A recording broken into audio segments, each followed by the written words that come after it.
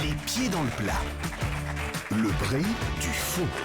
Le Bray du faux. Ah, c'est un de nos petits moments de bonheur, hein, Marc-Antoine, tous les mercredis, tous les vendredis. Et en cette veille de Saint-Valentin, on va s'intéresser à ce que cette fête évoque pour les stars, mais pas seulement les stars. Par exemple, vous avez prévu quoi pour la fête des amoureux, Roselyne Bachelot? Ben, moi, Cyril, mon programme pour la Saint-Valentin, c'est comme chaque année quelque chose de très simple.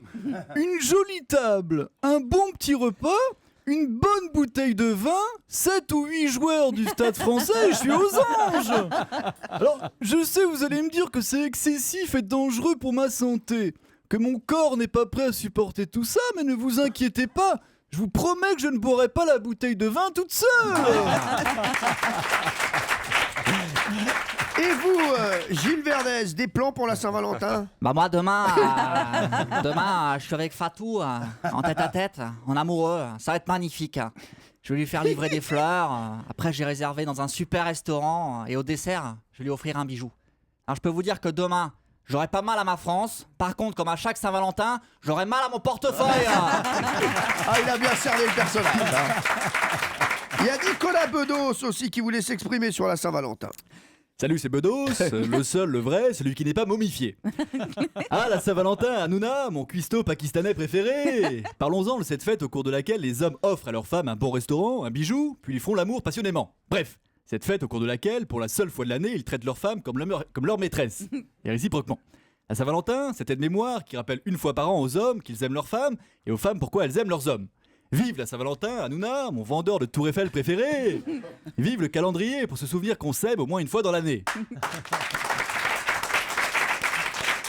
On a envie de savoir aussi quel va être le programme pour la Saint-Valentin, le Saint-Valentin, oui, la Saint-Valentin, de François Cluzet. Non mais attendez, vous êtes sérieux là? La Saint-Valentin c'est juste une fête commerciale, hein, la même bouffe de merde dans les mêmes restos de merde pour 2 fois plus cher parce que c'est soi-disant la fête des amoureux.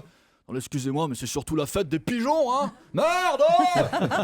Ce qui me dégoûte le plus, c'est qu'à cause des dîners hors de prix, des fleurs et des cadeaux, les gens ont plus d'argent. Ouais, ils ont plus d'argent pour aller voir mes films au ciné. Et ça me rend dingue. Merde. On a eu un petit aperçu de sa Saint-Valentin tout à l'heure, mais Jean-Marie Bigard, vous en pensez quoi de la Saint-Valentin? Ah bah la Saint-Valentin, c'est romantique, hein, c'est le moment où on échange les cadeaux. Les hommes doivent offrir une bague et les femmes leur fion. Non mais, sérieusement, les femmes, elles espèrent un cadeau un peu spécial qu'on n'offre pas d'habitude. Une petite attention, c'est la Saint-Valentin. Hein, et les hommes, ils espèrent un cadeau un peu spécial qu'on n'offre pas d'habitude. Une petite attention, c'est la Saint-Valentin. T'as compris, mamie? Merci. Olivier de Kersauzon, vous faites quoi pour la fête des amoureux demain soir? Ouais, pourquoi tu veux savoir? T'as personne et tu veux me pécho? Je te préviens, si tu t'approches, je t'assomme, je te fous dans un sac et je te balance au milieu de l'Atlantique. T'as compris le puceau? Là, je suis sûr qu'il y en a un qui a prévu quelque chose d'exceptionnel pour demain soir, c'est Jean-Luc Lemoyne. Eh oui, mon cher Cyril. Figurez-vous que demain, je vais tordre le cou à la tradition du 14 février. Je vais passer la soirée dans une ambiance tamisée avec de très nombreuses femmes. Je vais les faire rire, mais à la fin, je n'en niquerai aucune. Et oui, demain, comme tous les soirs, je joue mon spectacle au grand point virgule. Et on passe maintenant à Elie Semoun. La Saint-Valentin, ça vous évoque quoi, mon cher Elie? Bonjour. Eh bien, je dirais que la Saint-Valentin, c'est quelque chose de très théorique pour moi. Hein, je dirais que quand on est célibataire endurci, la Saint-Valentin, c'est l'équivalent de Noël pour un orphelin, de la Chandeleur pour les gros ou d'Halloween pour les diabétiques. C'est un supplice, tout simplement.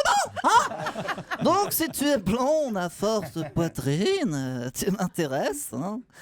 Roselyne, si tu mets une perruque, je suis prêt à me mettre au rugby. Parce que là, j'en peux plus.